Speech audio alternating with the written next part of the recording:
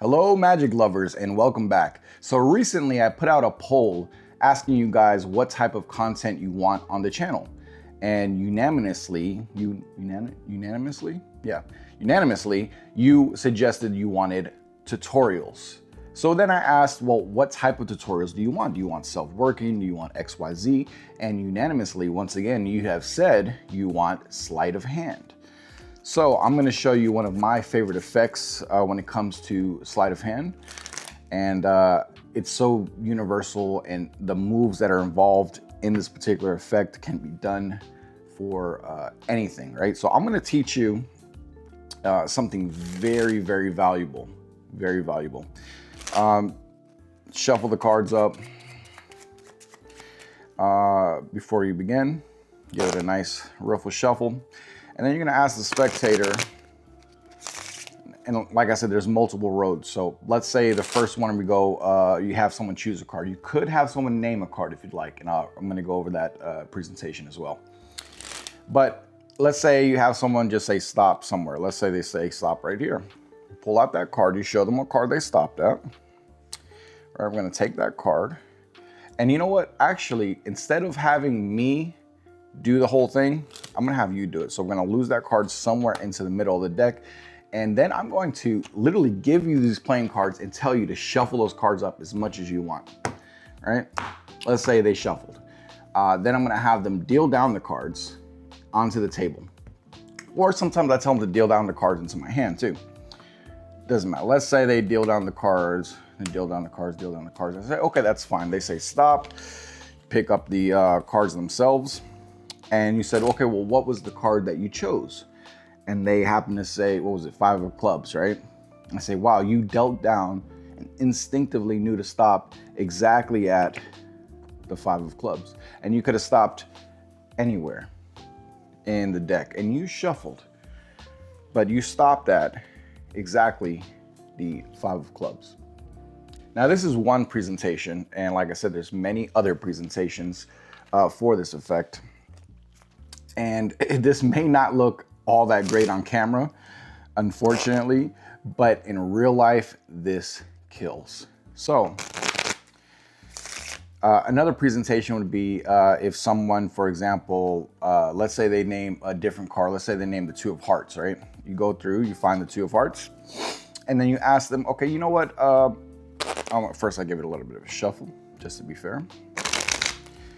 And you say, okay, I'm going to have you now shuffle the cards down and give me the cards after you're finished. And let's say they shuffle the cards, they give you the cards now, you take the cards back up, and as you may already have gotten the drift, I've already controlled that card, even though they shuffled the cards.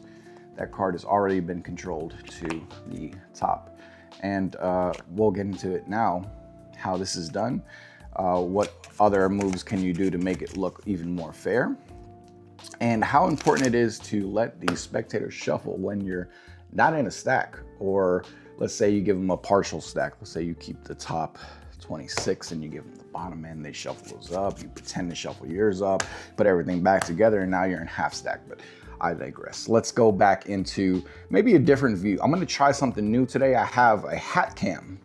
Well, actually it's the camera that I'm filming on right now, but I'm gonna see if that actually works for like doing POV shots in terms of teaching. I'm gonna try that out today. All right, this is my attempt at giving a nice POV shot for some sleight of hand moves. Hopefully this comes out a lot better than it looks so far on my end, because right now it does not look that great. All right, hopefully I won't have to switch over to a different camera for the overhead shots, but essentially. Okay, side quest time. Take a drink every time I say essentially. This is what we're gonna be learning today.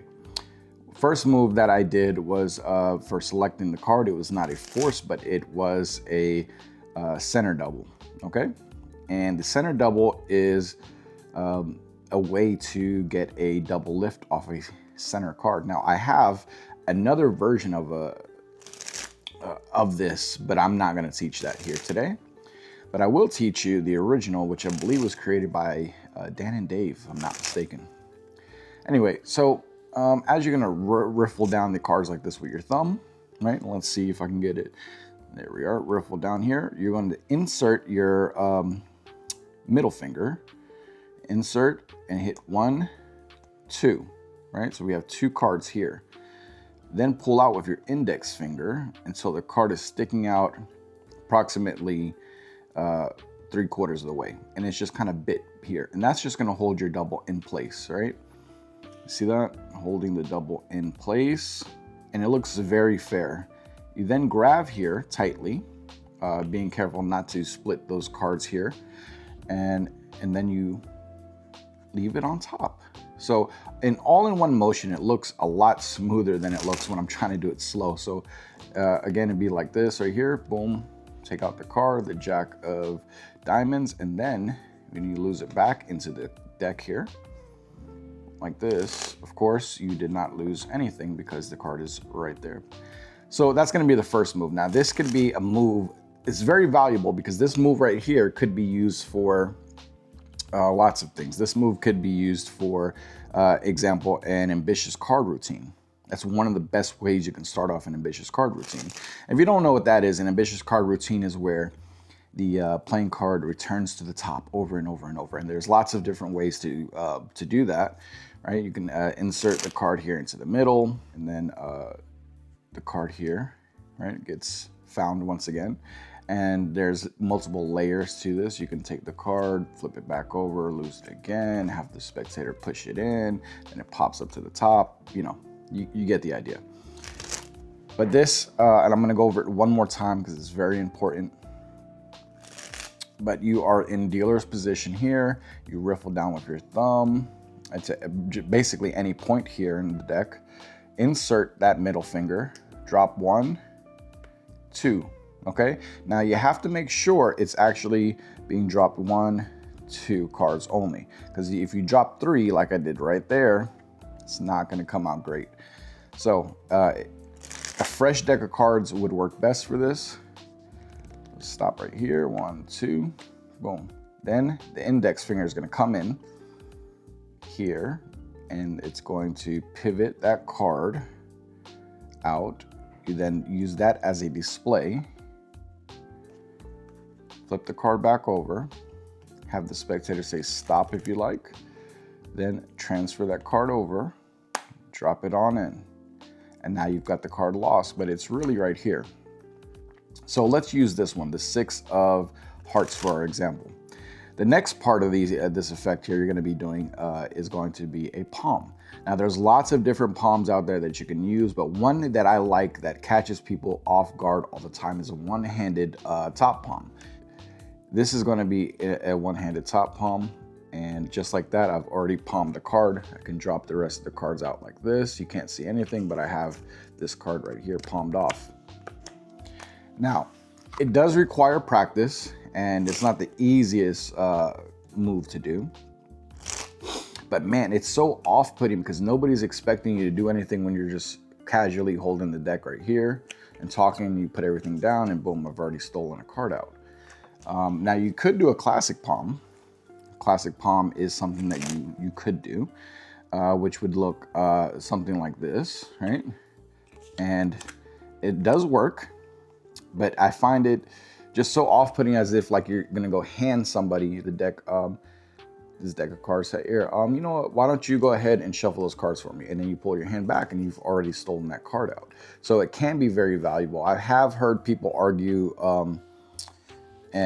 You know, with some validity, that the hand placement makes it look awkward. But, you know, as you're casually messing around with the deck, and then here's the point, you go from 2 hands to 1 hand. Once you do this, that's when it takes place as you're putting everything down. So that actually makes it look way more casual. Now, I do understand, and it's basically the way that people are you know, performing the top palm. That's what's messing them up, because they're gonna sit here, they're gonna sit here with this awkward hand movement, they're gonna try to palm the card off, and then, you know, do all this and that. No, it needs to be done in a movement, in an action. So as long as you do it in a type of action, type of movement, there really won't be much of an issue there, because you're just boom here, boom there, it's done. All right. It doesn't have to be done that quick. It can be done very casually. And I think that's where it's most at home, is where it's done very casually. Boom, stolen, right? So once you do that, let's say I've got the card stolen out, boop, that's in my palm. The spectators then are going to shuffle the cards. You can ask them to do whatever. If you just wanted that card to appear on top, you can do that. This can be whatever you want it to be, honestly. You can make the card appear anywhere. You can make it come out of your pocket. While they're, go ahead, shuffle the cards up. Oh, perfect distraction. Let me take this card and put it in my pocket. So there's lots of things. One of the things I like to do is hold out my hand and have them deal down the cards. So they're dealing down. And I say, just whenever you have this feeling, just say stop, right? Boom, there. So you have that, you had a feeling that you needed to stop right there at that point. Is there any particular reason why? What did you feel that you had to stop there, right? And so at this point, I'm gonna have my card palmed, right? And they stopped right here, and I say, you stopped right here at this point. I just drag the cards over, right? And then I can pick up the entire pack if I want to, or you know, whatever, but that card is now on top. So as I have that card in palm, so I'm gonna get back in palm. I have the card palmed. They dealt out all the cards here. And all I'm gonna do, and I'm gonna give you a tip about holding this too. A lot of people think if you close your hand too much, the card is gonna get too bent. But in my experience, that has not been the case.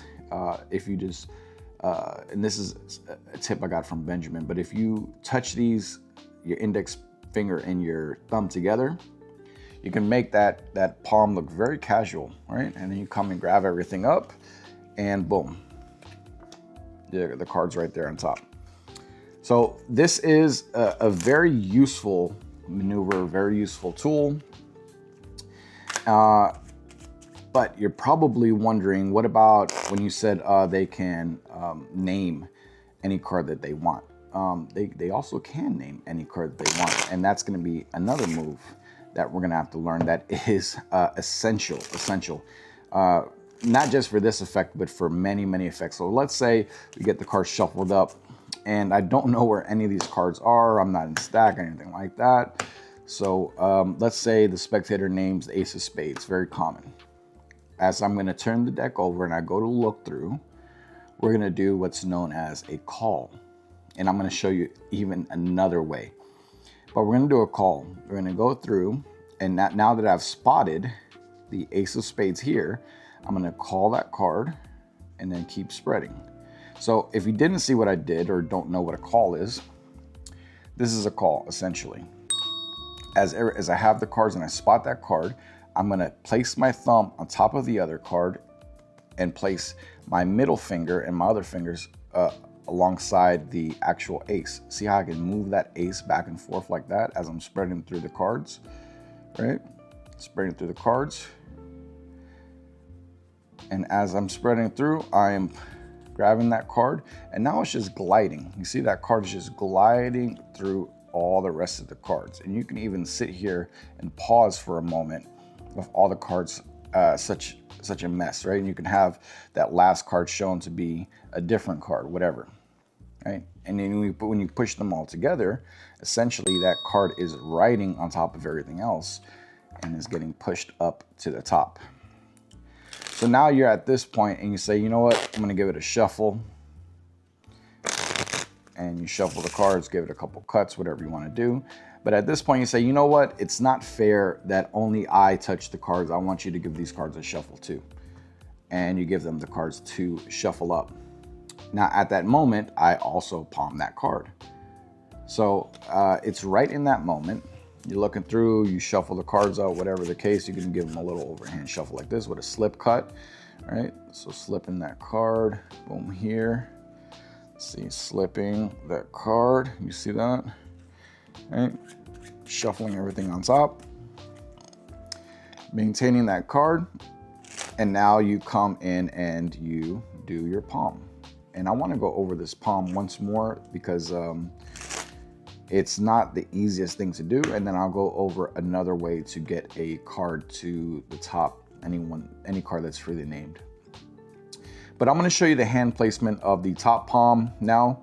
The top palm itself, it is a funny little move here, and I like to place the line of my index finger here, the other two fingers on top. And it's a weird thing that everyone's hand is a little bit different, but this is what works for me. I'm trying to see here. Okay, so you want to place the flat part of your pinky right on top of the deck. So if I remove all my other fingers, this is the movement right here. All right, so let's see here. Yep, right here, this is the movement. And essentially this is what's happening. This is gonna flip up. You're pushing this card forward. So let's get a good shot here. And right there, you're pushing this card forward and it's bending, and then it flops into the hand, just like this. Okay, so when you do that perfectly in motion, as you are maybe going to set the cards down, you can steal that card out very, very easily.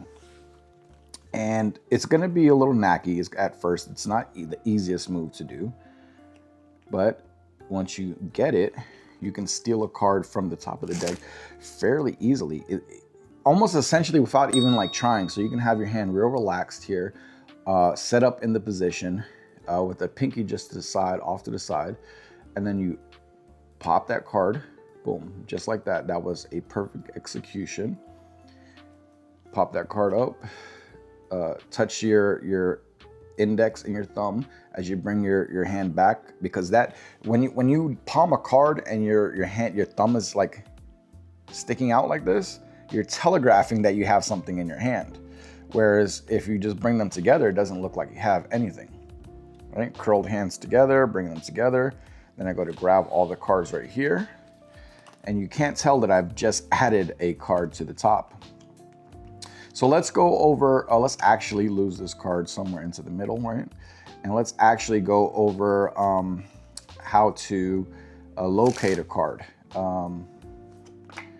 Locate a card from the middle of the deck, right? So let's give these a shuffle. And let's use the same card for an example, the Ace of Spades. Pretty easy to find. All right, okay, and we'll go through. And preferably you don't have an old beat up deck like this one that I'm using. But as you're going through the cards, let's say you locate your Ace of Spades. Look, there it is. Okay, so here's the key for the next move, and this next move is gonna be a pass.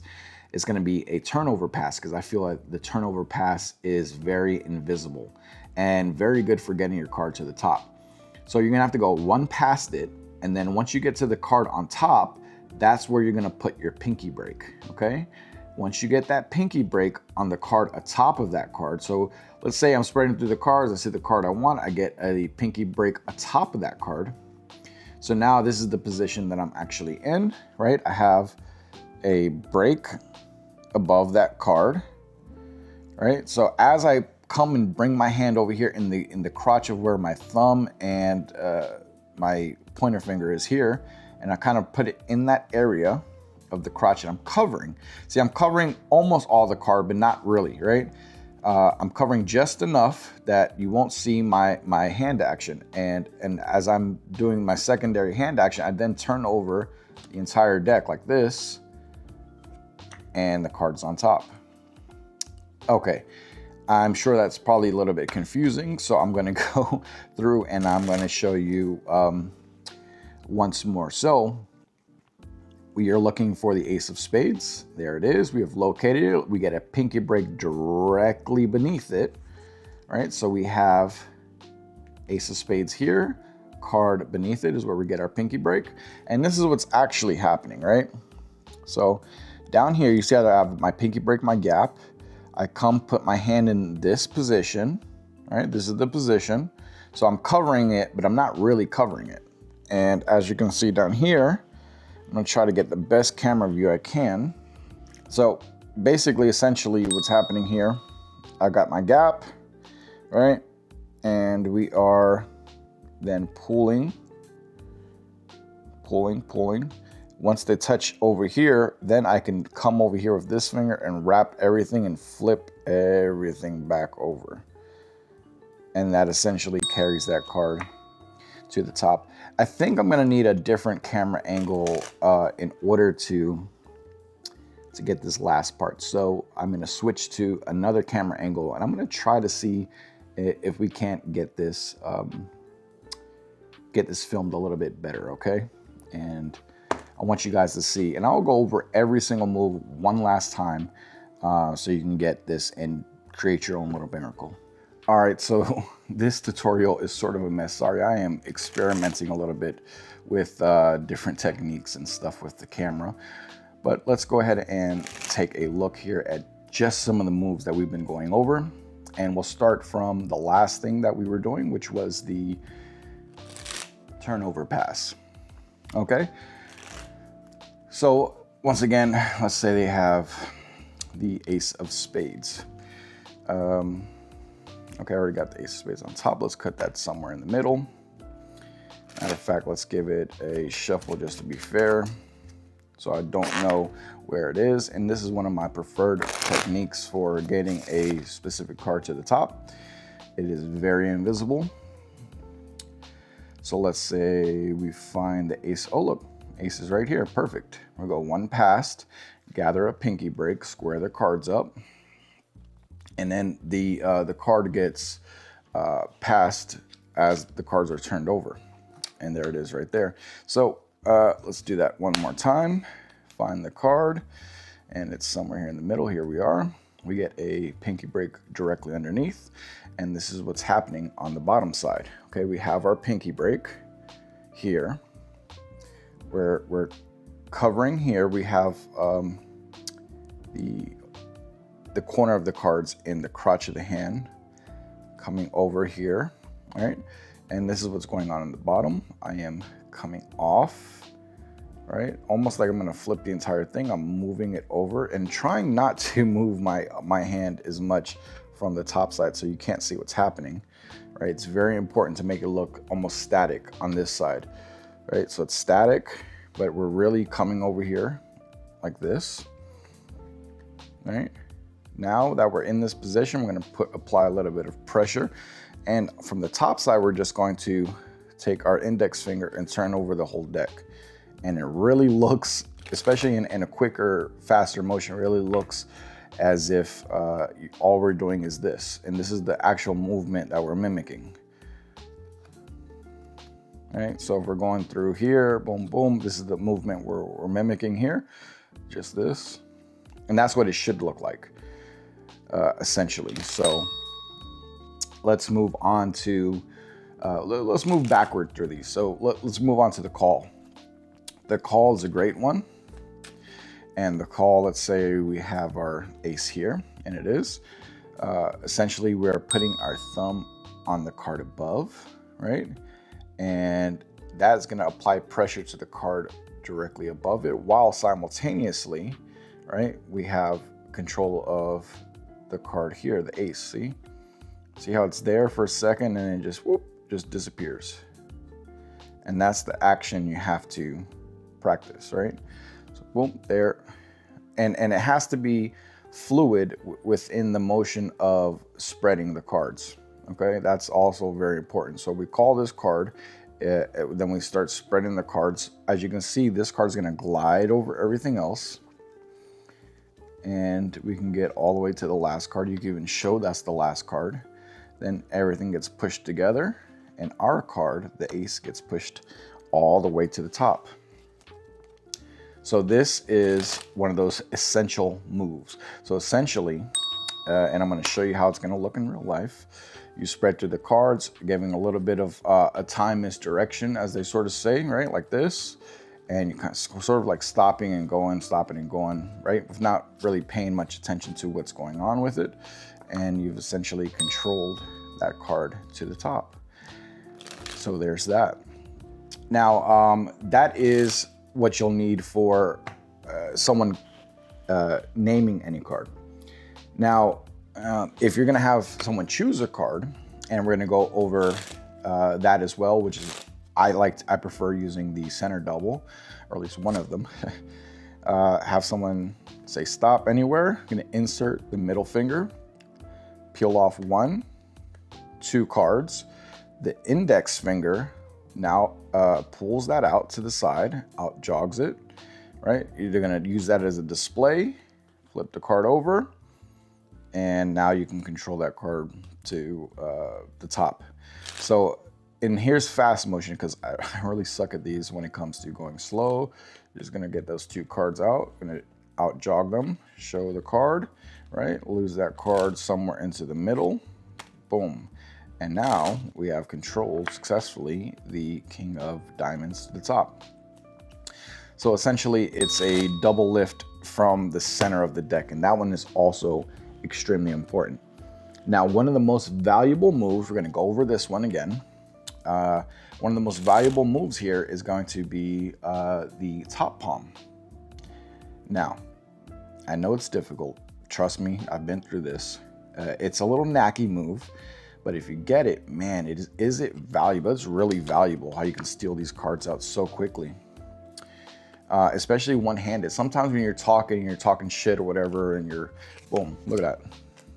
So quick, right? I'm not even trying. Like, this is just me just going for it. So let's go ahead and use the ace of spades again for this example.